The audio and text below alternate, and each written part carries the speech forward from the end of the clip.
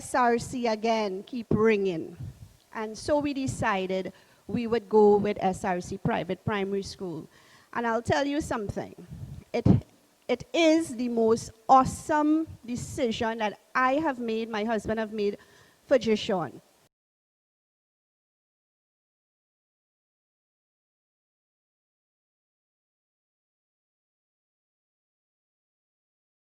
Welcome to the Caribbean Parenting Digital Show. This talk show is presented each week by host Alina Lewis and features guests from our Caribbean islands right here on this channel. As we discuss family finances, proverbial principles, child guidance, and academics at home, guests join in weekly to have conversations that give helpful tips about how to be a better parent. Like, subscribe, follow, and share as you tune in each week for new episodes of the Caribbean Parenting Digital Show. Hi, good evening, and welcome to the Caribbean Parenting Digital Show. Through this platform, we have conversations that give helpful tips about how to be a better parent each day. And today we're pleased to have Ronaldo Rollocks and Carla Mathison in studio with us to discuss children and politics. Now, within an election year, politics bound to be a topic in the home. Children learn a lot about the subject by simply listening to our conversations. But have you ever wondered how we could be more intentional about teaching our children about politics? How we could be more intentional about the information that we expose our children to regarding politics? Now, children need to understand the privileges and responsibilities that come with democracy so they can be ready to become active participants in the political process when they become adults. So I want to bring into our studio now, firstly, our first guest, Ronaldo Rollocks. Hi, Ronaldo, good evening and welcome. Hi, good day, good evening, and welcome to. Good. Yes, glad to have you in with us. And can I ask you to take a moment and introduce yourself to our viewing audience? Hi, good day. My name is Ronaldo Rollocks. I'm a teacher. I teach at the Russell Atterbury Secondary. I teach language, Spanish to be exact. But I also function as the union rep for the District of Port of Spain, which is just approximately about 177 schools within the Port of Spain area. And I deal with grievances and issues relating out of staff relationships, terms and conditions of employment. Right. And even as we look at the topic of the importance of teaching children about politics, we want to take a step back though and look at it from a very broad perspective. And can you take a minute then and share what do you think citizens should understand about politics? Well, first up, I think we should understand that it is part of our daily lives and it is not an abstract thing that we refer to. Often we say to ourselves, we say to our children, but don't get involved. But truth and in fact, it is impossible not to get involved because your entire life is governed by politics in one form or another. It may be church, so it may be your religious organization, it might be your family circle and your family structure. It might be any type of organization you're involved in, whether it's being an NGO, whether it be a group, even by a bar. Businesses, politics governs the way power and authority and work is delegated in one sphere or another. So politics is nothing abstract. It's not, it don't we narrow ourselves to the discussion on electoral politics. So that's something totally different. But politics is life. Politics is life. I like that. And even before we continue on with the discussion, I want to bring in, for a minute, our second guest, Carla Mathison. Hi, Carla. Good afternoon. Hi, good afternoon. Hi. So happy to have you here. Can you take a minute and introduce yourself to our viewing audience? Okay, I am Carla Mathison. I'm also a teacher with almost 3 decades experience. But more than that, I am also a student. I'm a student of international politics. I have done an MPhil in international politics, and I also teach social studies and social sciences. And within that entire realm, we do teach government and politics as well. Yes. And even as we get started with this conversation, what do you believe citizens should understand about politics? Well, as Ronaldo said, I think a lot of people think politics is like party politics, but politics really involves all spheres, all aspects about everything about negotiating power, negotiating authority, social interaction, conflict resolution. We hear about playground politics, which is like we children and the power they exercise, who they friend, who they unfriend, etc. And I think politics is involved in all spheres from early childhood to adulthood to death. So politics is really around us everywhere. Right. So even as we pull Ronaldo back into the conversation, um, I want to get into then what is the role of citizens in politics? Because far often there tends to be the perception that politics is about the people in the political party, the people probably running for office. But it's noteworthy, I think, that Ronaldo mentioned politics is life. And you too, Carla, are sharing that politics really embodies so much that we experience in life. So now, when we break down that mindset, what do you all think? Of course, it's an open conversation. Jumping in at any time. What do you think is the role of citizens in politics? Well, if we are thinking about politics more than electoral politics and party politics, then uh, politics is about everything we do. So therefore, we need to understand how much power we have, how we can negotiate that power, and even in terms of electoral politics, we also need to be able to make wise decisions, understand these processes, and how to negotiate things for ourselves for improvement. Ronaldo.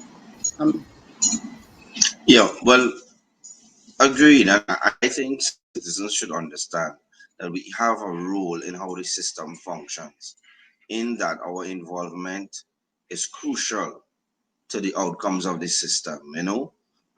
You don't get to not be involved. Let's put it to absent yourself, because even by absenting yourself, what you do, you give a silence or consent to whatever it is going on. So let's think about even in a family. There's a family issue and we're trying to trash it out, and you decide you ain't saying nothing. That type of stance does not help the outcome. As a matter of fact, it may perpetuate whatever issue or decision it is that is being taken. It mirrors politics, and politics is like that. You can't sit out the circle and affect the system. To affect the system, to affect change, any fruitful change, you must have your say. Now, it's a democracy, and it's democratic politics. So it's not like your say is the only say, but definitely you must have a say. It is not fruitful to complain and absent yourself from the process and not be involved in the process in whatever way you can. As I listened to your share on that, and I made a little note here to remind me, silence is consent. And I think that is really interesting for citizens to be mindful of, because I can think of so many people who think or who feel my voice doesn't matter, so I'm not getting involved. My voice doesn't matter, I'm not going to participate. But even as you were sharing there, Ronaldo, the thought that was popping through for me was that, as you said, silence, sorry, gives consent. And you said that it's about taking part, taking your right to be a part of that. Maybe, and I'm asking your views, is it that you think maybe then for some persons there needs to be somewhat of a disconnect between the emotions of what we expect or desire, and maybe needing to disconnect that from recognizing I have a role and I should be a part of? Do you, what are your thoughts on that? That maybe there should be a disconnect between the feelings and expectations and staying true to a role or a duty to participate? Okay, well, I think that while silence is consent, silence could also be protest. And I think that in situations where, I mean, people have registered low voter turnout, or they abstain from voting to register their disgust for either or several parties. So I do think silence is also, in this case, silence is also a very political tool that should send a very strong message. If we have a 20% voter turnout, clearly that government, I mean, they would have the majority, but it's not really legitimate, because with a 20% voter turnout, how much legitimacy is that? So I think silence, I think that disconnect you're talking about, people must understand their power. And that power could also be not voting. That's how I see it. Yes. Ronaldo, what are your thoughts? I agree. Theoretically, that is exactly true. The problem with our systems is that we don't have thresholds that allow for that to kick in. What happens is that our thresholds are so low, it allows two people to make decision for the 50,000 that didn't show up, which Right. really is bad for politics when you look about the system. But what my point in this would be, however, for people, encourage people to get involved. Whether you belong to one particular party group or not, especially if you understand that these parties or groups are institutions, you don't get defeated from being outside of it. You really have to be a member, you know, affect change, rally. You have to go through a sequences of actions, and activist actions to really get change. What happens is often is that we don't see change fast enough, so we leave it and we say that is them and we abandon it. But really, the process goes on. So Yeah. whether you had your say or not, what happened is that the two people who you left in the room will make Yes. decisions that will bind the 100,000. And I'm saying that is bad. That is something we need to fix. But as it is, all things considered, I think people need to understand that it's over time that some changes take place. You have to get involved in wherever you find yourself and keep agitating. The day you stop agitating is the day sometimes where some of these things could continue. And they may continue even if you agitate, and that's the reality. You could be ponging on the door right through and they continuing. But we really need to look at the dissent, which is what Carla is saying, and I agree. That is also a strong voice. But we take it that we interpret it that those people don't care. They don't care, they didn't come out to vote. And that's not true. Maybe it is because they don't see options. That is something we hurdle in our part of this world. We disregard that, but that's also a strong voice. Yeah. Now, even at the beginning of the show, I mentioned that because, as you would have shared, Ronaldo, politics is life. Carla would have mentioned that politics is integrated into life. We could recognize as well that even within the home, politics is not just about the adults, parents. Politics is also about the children, because the children are hearing, they're seeing, they're learning. So my question to you is, why should parents educate? And here we're saying not just educate, but being intentional about educating their children about politics. What can you share with our viewing audience in that regard? Well, I think that uh, children, very young adults, they are the guardians of this shared space. They and their progeny, they will determine what direction this space takes in a few years. So it's very important that they understand their power. They understand that they are the decision makers. We are handing over the space to them, and we are expecting that they will make sustainable development, wise, critical decisions that will impact several people for the future. Also, I think in terms of electoral politics, I think around the world there's been like very low youth and turnout. So you get to be 18 and you don't vote. It could be apathy. It could be not seeing an option. But a lot of times they don't understand how important or integral politics is, and they don't understand the political processes and why it's important to vote, or why it's important to get involved in other forms of politics. So I think that's one of the reasons. Two of the reasons, actually. Yeah, I agree, and I also think it's because part of the disillusionment is that some young people may feel that voting means that you get your way, and you get to determine the outcome. So I think they need to be explained a lot of things about how democracy works, how electoral politics works. Definitely that they must have a say and they must register a say based on issues and based on things that will affect their lives now or in the future. Because at the end of the day, they will inherit the world that we create, the decisions that we make now. They will inherit all the issues, whether we worked it out or not, or whether we did it properly. And that is from an economic point of view, it's from a social point of view. Now that we have technology, the world will look very different in a short space of time.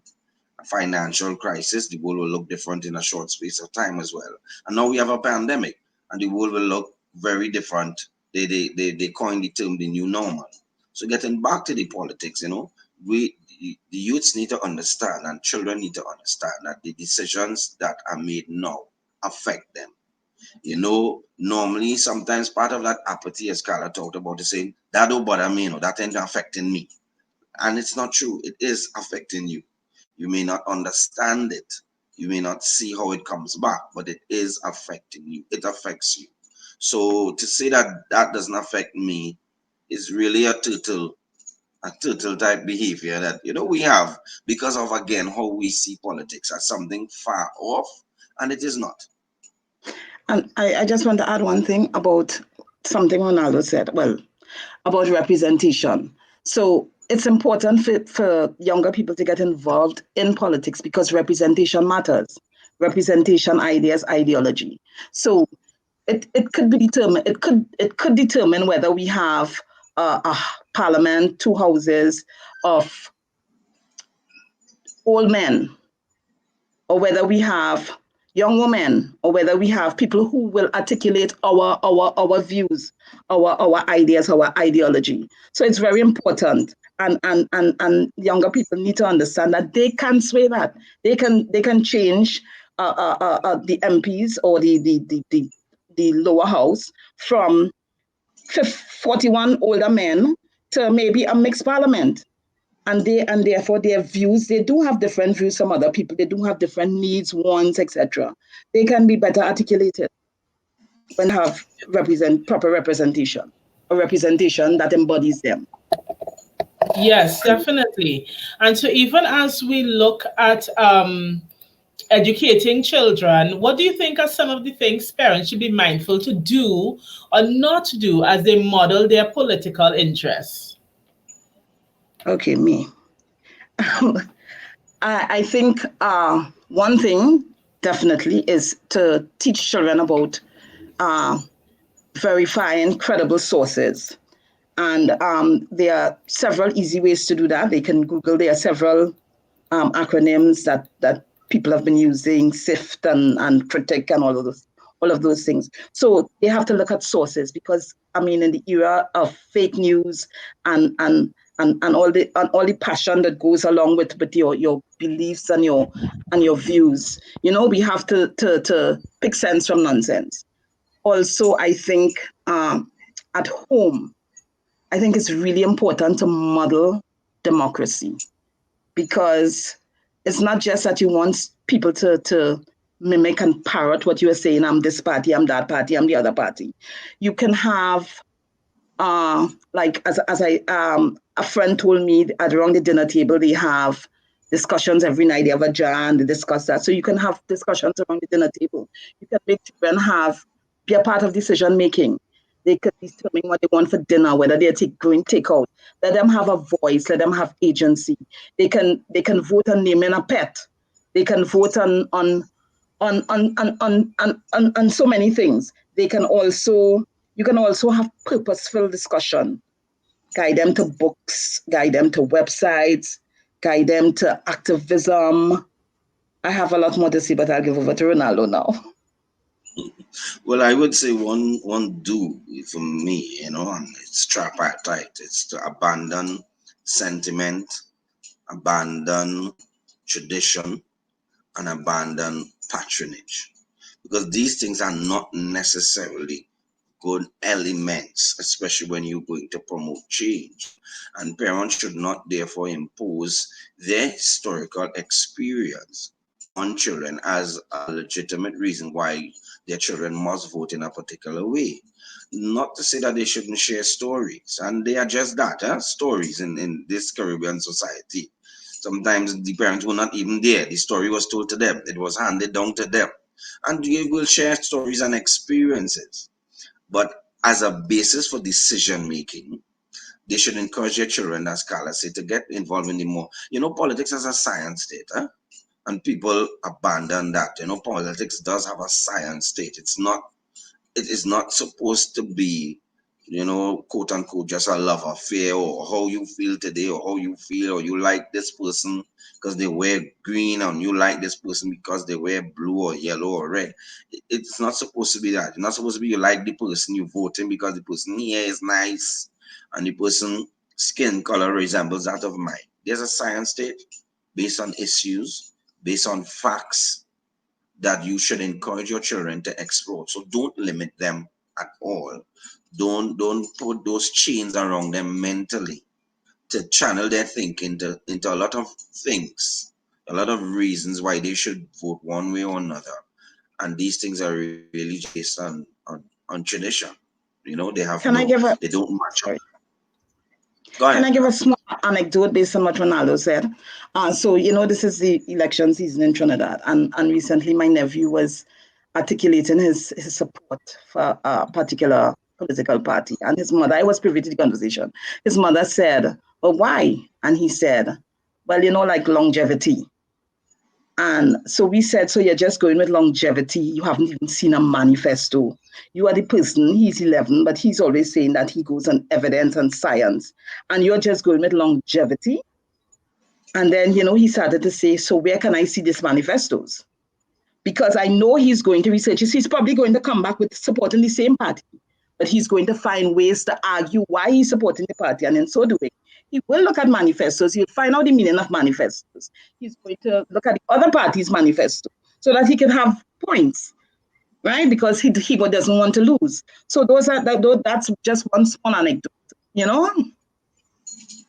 Yes, totally. Really, really understand. And I think these are some really great practical points that you guys are giving that parents who are listening can really tune in and question themselves and challenge themselves to be a whole lot more intentional with how they support their children's understanding and development in the areas of politics and so on. So of course we want to go into some Q&A, and even as we go into our audience Q&A, we want to just acknowledge the SRC Private Primary as sponsor to the production of the Caribbean Parenting Digital Show.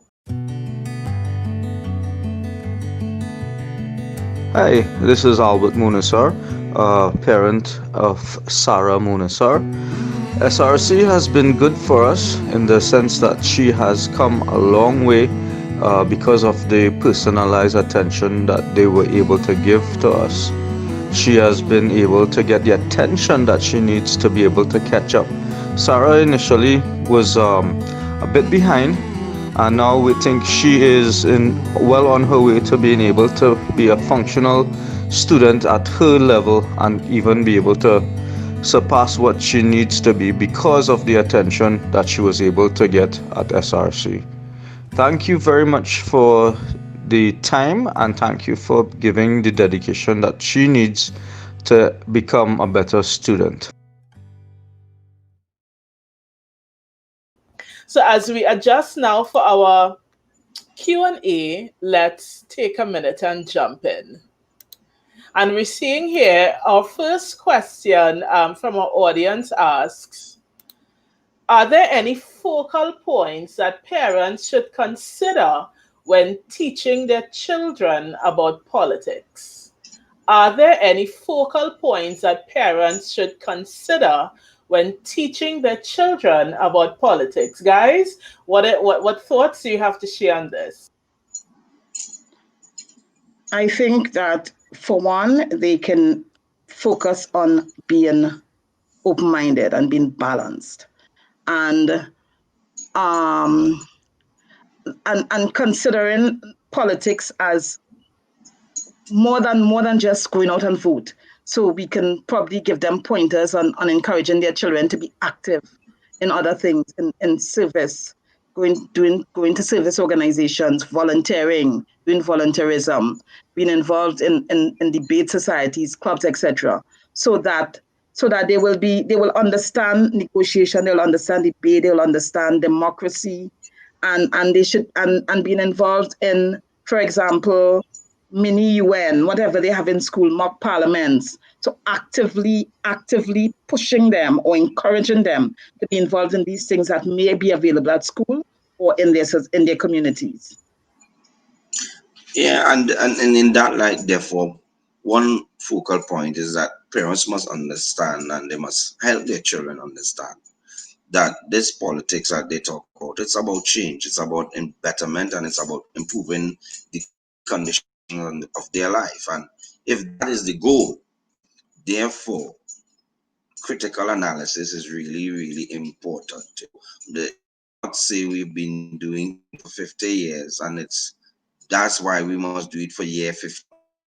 And it also therefore means logically that not because something was good 5 years ago or 10 years ago, it is good now. Society changes. And the context of politics is what we must always encourage our children to be able to understand, analyze, and appreciate.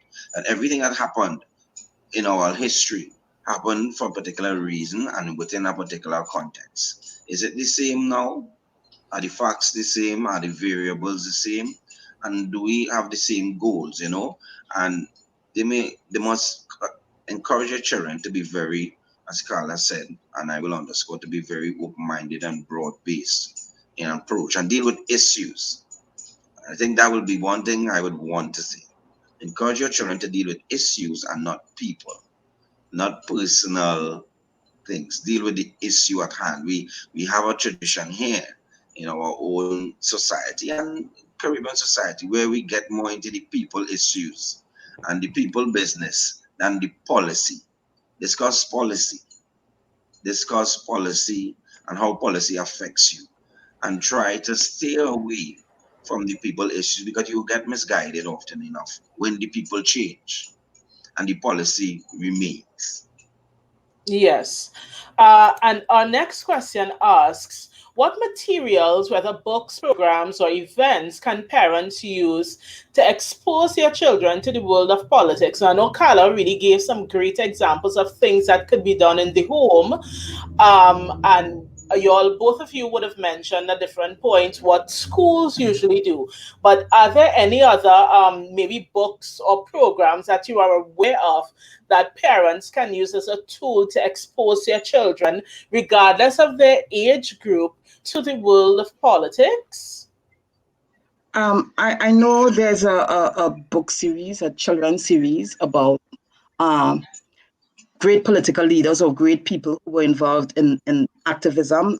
So I know there's like young Martin, young Malcolm, young Mandela, but they are from a child's perspective because they're written by them with them as children. So I think it not only introduces them to politics, but it also introduces them to different forms of protest, different forms of activism, and I think that's one that I can think of.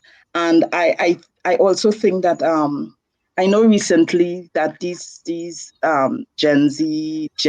Generation Z people have a lot of like YouTube idols, and some of them are I remember seeing some of them were involved in some sort of political activism and encouraging people to go out.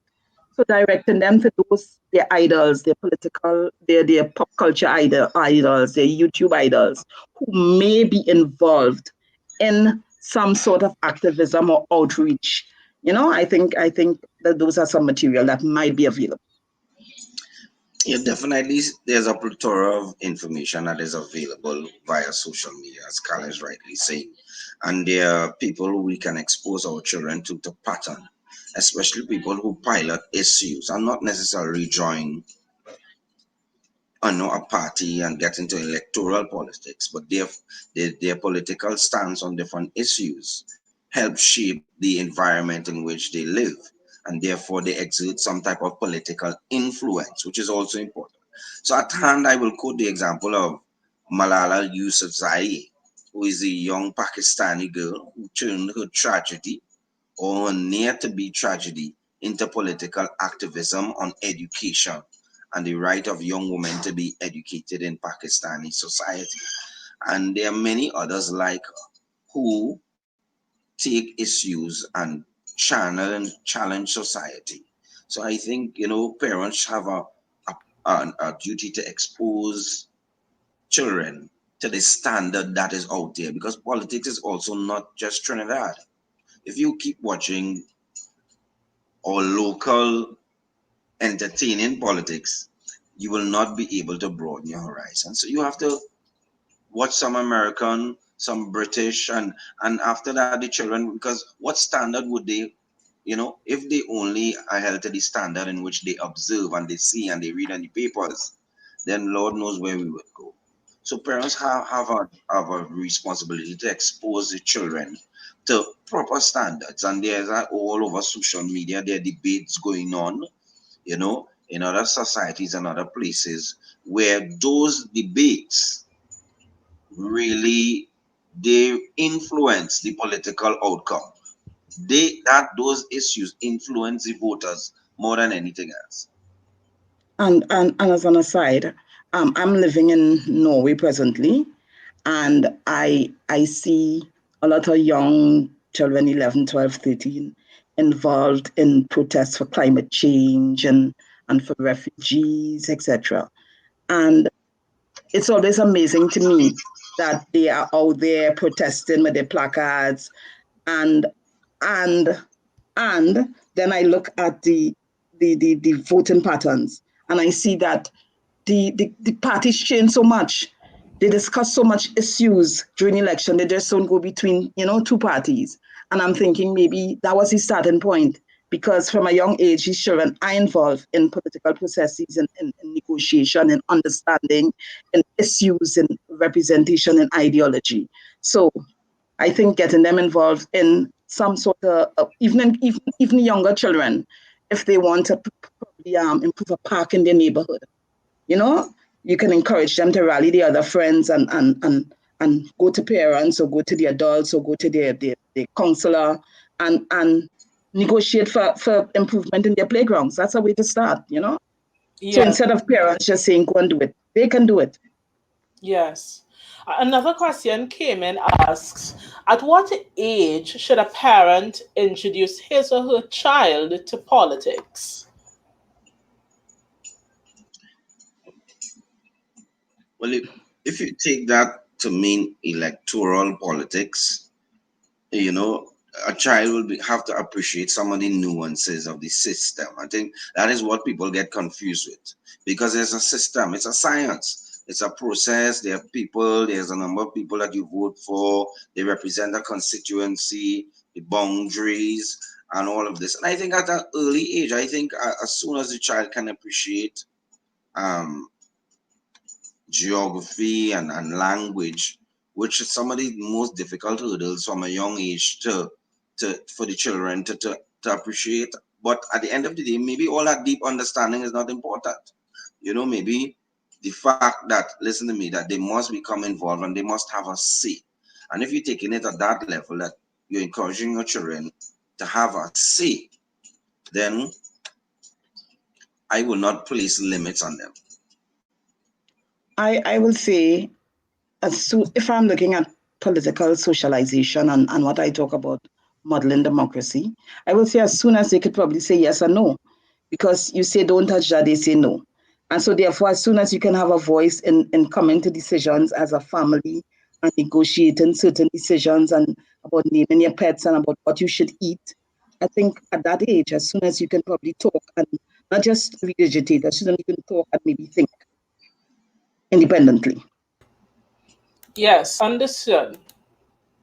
So another question asks, what is the core value or values that should be considered to initiate an unbiased opinion about politics? So this question here doesn't specify with children, but it's just a broad question that we got. What are the core values that should be considered to initiate an unbiased opinion about politics? Well, if I'm interpreting this question correctly, for me, your core value should be being open-minded, being balanced, having a sense of justice and fairness. Those are values I will consider to lead to unbiased opinions. But of course, being able to differentiate between truth and untruth, being able to differentiate between myth and reality, and being able to differentiate between uh, a broad-based political party and a manifesto, and between tradition and legacy and individual thought. I think those are some values. That's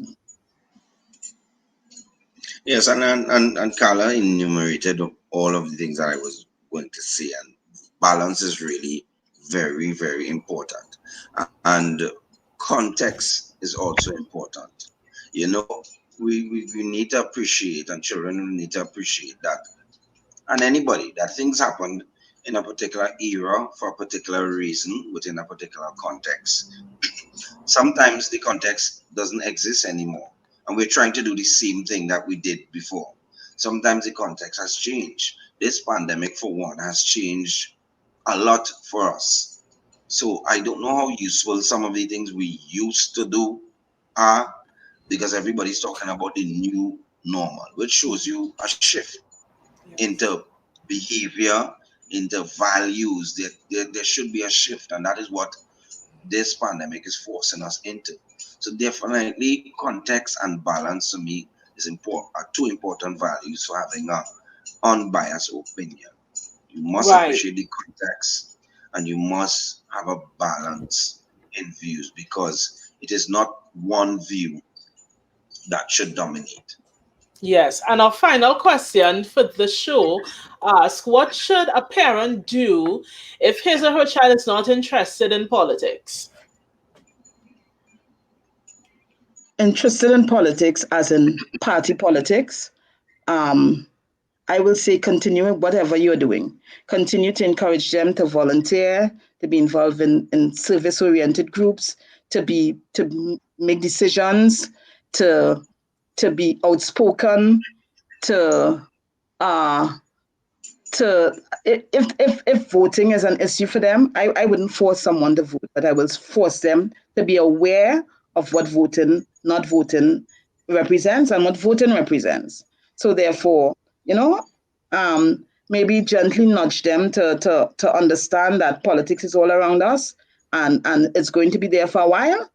And in order to avoid maybe anarchy and chaos, that we may need a government and we may need to choose that government wisely. So just like some gentle nudging, maybe. And you see, sometimes this interest in politics could be because the child doesn't understand how it functions and how it works. So from a very early age, you should encourage children, and as Carla rightly said, to get involved in groups. Children who are not involved in groups, the me, myself, and I alone children, may have issues in trying to determine how this relates to me. Mommy's rich or daddy's rich or whatever, or poor, and this doesn't affect me. But definitely, if you give them the example of, let's say, school, you may have a class prefect, you may have sports. How do we determine which house does what? How do we determine when we have the sports? How do we determine how we march and what is our routine? And that system of voting and discussion and choice is politics in itself. So as long as we can bring it home to them to be real and to be applicable to their daily lives, I think their interest is going to grow over time. Again, what we often try to feed children too early is electoral politics.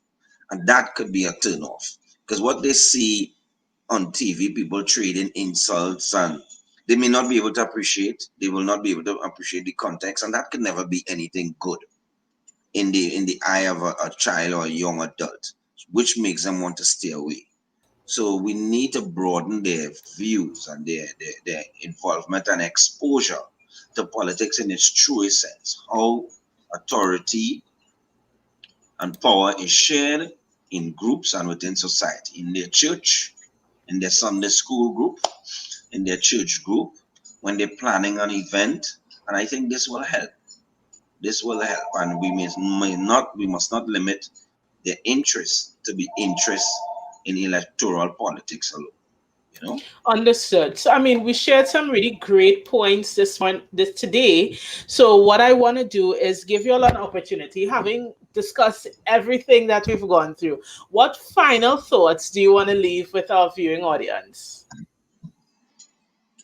I will say, if it's for parents, that we continue to encourage our children to be involved in student councils and volunteerism, and we continue to give them a voice. We continue to give them agency. We continue to encourage debate, negotiation, decision making at home.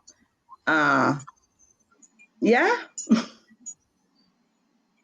Yeah, and definitely we should encourage everyone, young people, adults, that politics is a process. And again, you do not get to abstain from the process sometimes to affect real change. You have to get involved and do the hard work and do the legwork. It is not all the time that you will see your desired outcome, but definitely involvement in wider political activity, as Carla is suggesting, in groups, and get involved in a cause, get involved in an issue. You know, electoral politics is not the only politics that exists. That is again what we see. But all over the world, there are lobby groups, there are interest groups, there are different people who have serious stake, and there are other avenues to be involved in politics. It is not narrow to representative politics. At the end of the day, an election, however, is determined by those who show up. And that's the sad reality in our space. But even after the election and after governance, we hold a responsibility to hold those who we promoted accountable. And that is the final straw in politics. If you don't hold them accountable and you make excuses for everything that people do or don't do, then we just continue the cycle. So therefore, we really have a responsibility to hold whoever we are interested in, whichever organization responsible for the things that they undertake. I think that is what a lot of people miss. They feel you could vote or organize something and abandon it. You can't abandon it. They will run riot. You have to hold them accountable to the values of the organization, of the church group, of the PTA group, of the youth group. And that is how governance and other things are become important. Great. So, thank you so much, Carla and Ronaldo, for your contribution here this morning. We thank you for joining in. And ladies and gentlemen of our audience, we thank you for joining us for yet another episode of the Caribbean Parenting Digital Show. Now, as a bi-weekly show, it's streamed digitally each Wednesday and Sunday right here on this channel. So be sure to like, subscribe, and share. We appreciate that you took time to tune in for this episode, and we trust that this discussion about children and politics really would now better equip you to support your children and, by extension, your family unit based on the information. So, of course, once again, I'm Melina Lewis, and until next time, take care.